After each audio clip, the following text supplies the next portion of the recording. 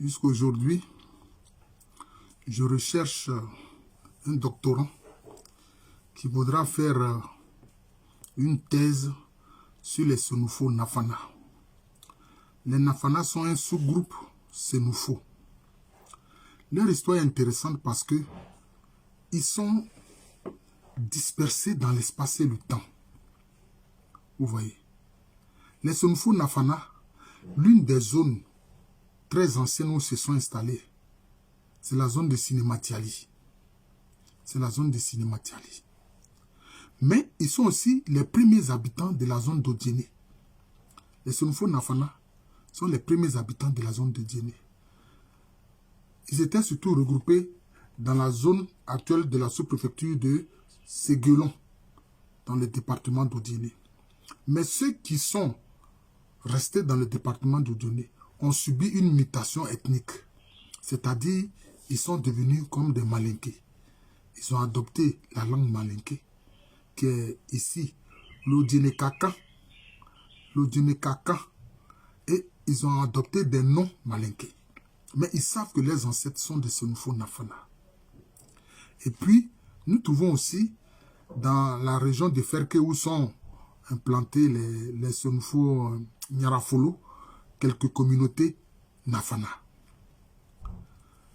En plus, ils sont aussi parmi les premiers habitants de la région de Gondouko. Oui, les Nafana y sont. Ils parlent encore leur langue Nafana, bien qu'ils soient bilingues, c'est-à-dire qu'ils parlent Nafana, mais ils parlent aussi le Nkoran, c'est-à-dire la langue des Koulango. D'ailleurs, quand l'ancêtre royal des Brondiama est venu, dans un temps daté, c'est le chef des Sénoufos Nafana de Gontougo ou Bondoukou qui l'a rencontré, qu'on appelle Akomi. Voilà, la rencontre s'est très bien passée. Et c'est Akomi d'ailleurs qui a indiqué le site de Zanzan pour que Nantan Daté s'installe avec son peuple.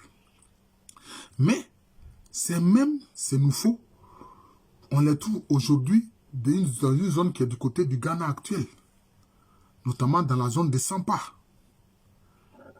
Et aussi dans la localité de Branham, où ils étaient installés avec des dégâts, où le roi des Ashanti, puisqu'il avait conquis cette zone, il leur a demandé de fournir la cour royale en viande de brousse, si vous voulez. Et Branham, ça veut dire, en langue cuite, apporter de la viande. Mais aussi, toujours dans le Ghana actuel, il y a une zone où il y a eu un royaume créé qu'on appelle le royaume de Bana. Le royaume de Bana. Ça s'écrit avec B-A-N-D-A. Donc ça s'écrit avec Banda. Ça s'écrit Banda, mais ça se lit Bana. Mais les mêmes Sénoufos Nafana, ils sont. Et là, ils cohabitent avec des Gouans. Les Gouans sont des peuples très proches des Akans, notamment les Gouans du sous-groupe Dumpo. D'ailleurs, ils alternent. Quand le roi qui a régné est un Gouan Dumpo, quand il décède, le prochain, c'est un roi Sénoufo Nafana. Et ils alternent comme ça. C'est-à-dire que nos ancêtres vraiment s'entendaient sur la gouvernance. Quand on voit aujourd'hui les guerres fratricides des criminels qui se passent pour des questions de gouvernance, comme présentement on le voit au Soudan. Hein? Comme on le voit présentement au Soudan. Bon, pour le Soudan Sud, il y a eu une petite accalmie, mais comme on le voit au Soudan, vraiment, c'est terrible. C'est inadmissible. Mais comment vous voyez que nos ancêtres Dumpo, qui sont proches des Akans, et puis les Sénoufos Nafana, qui sont des peuples gourds, s'entendaient pour gouverner. Vous voyez? Ils s'entendaient pour gouverner.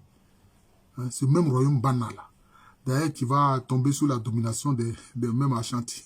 Les Ashanti ont vraiment exercé une politique hégémonique. Peut-être que j'en parlerai dans ma vidéo, ou bien je peux dire sur ma chaîne TikTok, Histoire africaine du professeur Alou. Donc voilà, ici, je vais vous présenter un peu le peuple Sénoufo Nafana qui est vraiment éclaté dans l'espace et le temps.